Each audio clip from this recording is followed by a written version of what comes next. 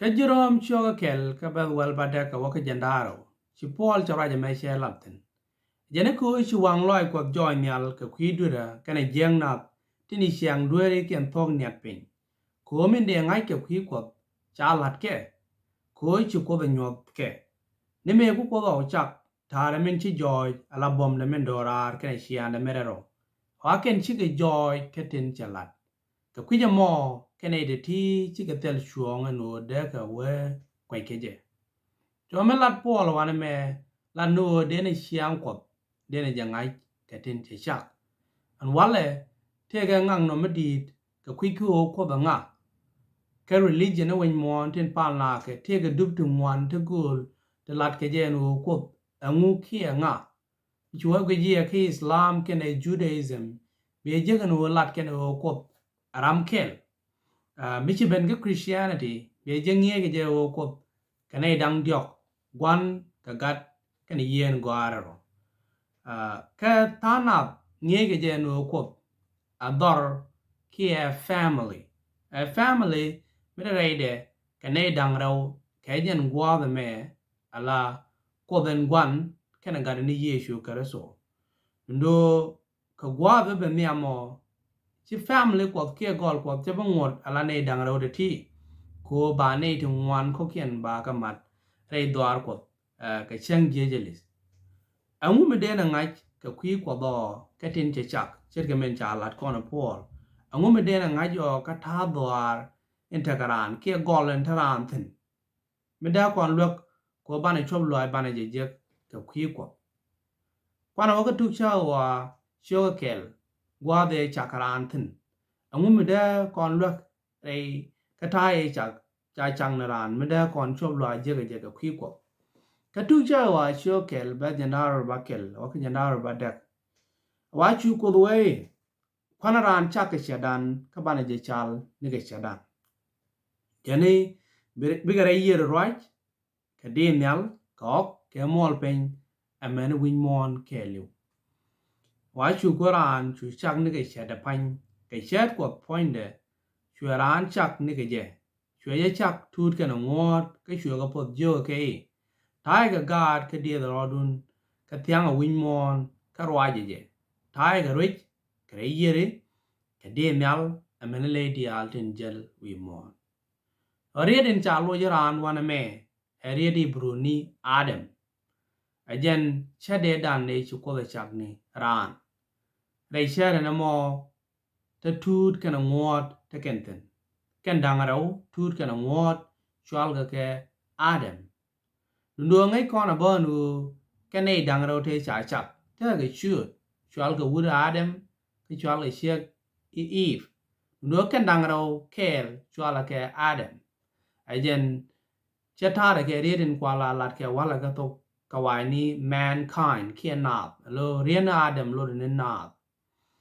so chu ko ke chu joga no bi ro dien diet ka ba win mon ba je tieng ka kwai kien kan kwai kien to bo ba ka chol di nge ji lo ba ka chol Adam ba ka chol na so mi ji kono Tu Cäkä Ɣɔaa ka die ka ba ke la wa ka dio chara je me cha laten cha ne me ajen war ga shu ni gan Adam mấy cháu con nhà na chừa cái chắc ní cái cha đấy cái chừa cái chắc tút cái nó ngọt chừa cái bột cái chừa cái cho lên na kia Adam cái quá đấy si Adam thì có run được qua cái lối để dân điok chừa cái điết cái chừa cái chal cái cha đã bánh cái chừa để cho lên set rồi đây quên đàn hoàn mẹ do dân uriết nữa Adam thì cái lúa nó đằng đầu mà very important mu gol kono bana chob lo aje ka kwi Kuoth ko cha wa de na ko ngai ka tin che chak da me che kon gol ran che kon kan ko bana chob lo aje ka kwi Kuoth so an Adam te ke lo na dang ro men yam dien Adam lo ne chet e chu ko chang na ran men ku le la tut ka na ngot en che da mo en ra ma te ke che da mo ke liu chwal ke je Adam rawde should ne Adam lo ne shuram kelbo me kule la wude nyam me shwal ke Adam so Adam should me shwal ke ne ideal tin ta ke sharan muluno ajin Adam kan Adam lo te ke wudbo me shwal ke Adam min chura mo jen shude ko chalya Adam chalunu an kon jinisi kon Adam so morai kon ke chede dan e cha chang ran da kon laran wo Eve Adam Seth Adam ka Adam bo dundo morai kon ke kwine ne te cha chak Adam share Eve ke Eve share Seth ka Seth share Adam so na me ai chub loy morai kon ke chat ken dial chala ke Adam morai kon ke kwine ne te cha chak ala pain nath Adam share Eve ke Eve share Seth ka Seth share Adam angu me da gol lan cha ta ji kon ko wi ga Adam na me da ko le leng no kon ke kwi ko do anyok kwana ya gwi bo ko kwi ko eri na ko te ga lo na dang ro chet ke me na Adam te ga lo na dang ro chana janen ga Tuk Cäkä Ɣɔaa show kel bet jandar ba kel nu me cha ko ran kana wa arana kwa cha ka shada cha wa kwana ran cha ka shadan mulo no ram rai wana me shiram kel ka nei te bal karam kel en sure no ko chet ke men cha la te ke lon dang ro men nyam dien lo ne chet en chet te garam men dini jen kie a chet me tare de ka nei te bal karam kel tin kula raja nu kwana ran cha ka shadan rewde en sure no ko lo ne sure men dini jen re shed na mo ajen kwala cholo gwan jara men ngai kona wala mrai na ka kwi ko kwa men tong wala rai ne ken ka ko den shal ka gwan chana waka John show kel ka bas kel wa karo chara je me chala ten chawa rai te wano akana ne cha karai te kel ka ko cha karai a ko yen te kel ka ko akana ne cha ka ba wel ngwan cha chu rai ben la ran ka chu ching re dan ka chana goy de min chet ka goy ka ra ko en kel ka ranen che tiang ka nuk ka thok so ra jen kule la Yesu ka so wa te kel karama shwal ka ko du no jen bo awa ko na me roi mi chi wi dan che da nyon chet ke men Adam lo ne shat ran ko bo lo ne shat ajena alo shat me trai de ka nei de bal ka nei karam kel chet ke men Adam ke Eve ke Seth ken dial shwala ke Adam amane Kuoth en la wan kene right min kule la Yesu ka so ken dial shwala ke di shwala ke Kuoth dundo morai kon ke kwine ne te re doar ko da kon la ro ko den la wan she Yesu ka so ke Yesu ka so she ko den la wan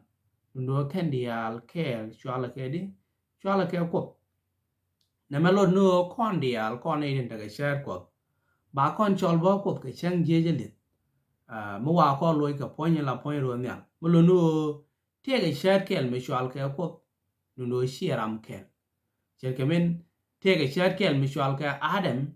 dundo en shona Adam ke shana Adam chalo ne ram kel chalo ne sharam kel lo ne shed ne ne to ngwa jen shade ta ga Adam en ponye ran ajen shade ta ga Eve ajen shade ta ga Seth ka ajen shade ta ga nei dia lui mon en wale shwala kon dia Adam amani Yesu kare sobo tege chat mi shwal ga ko den gwan tege chat mi shwale ko chang ma shwal ya ko do che ke men Adam tege chat mi shwala Adam ka jen ba shwale Adam lo no mena kon dia bo wa kon no nyok diet ke chat la chat ko ba kon dia chole yo ko ndo ko den gwan ba ngod bo shwal ke je ko so ajen nda ko na ngai wana mo ka kwiran nu tin cha chak lo ken kon ko de ne chob lo de ne jiäk ka kwi ko ko cha kon chak ka chade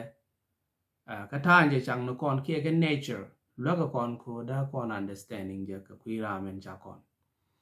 thank you go chile quick ka jen video check check me nya ka men ko ka chu par we jo be subscribe ka my channel ka panam top men chang da den de jong ye wo tai ka ma bye bye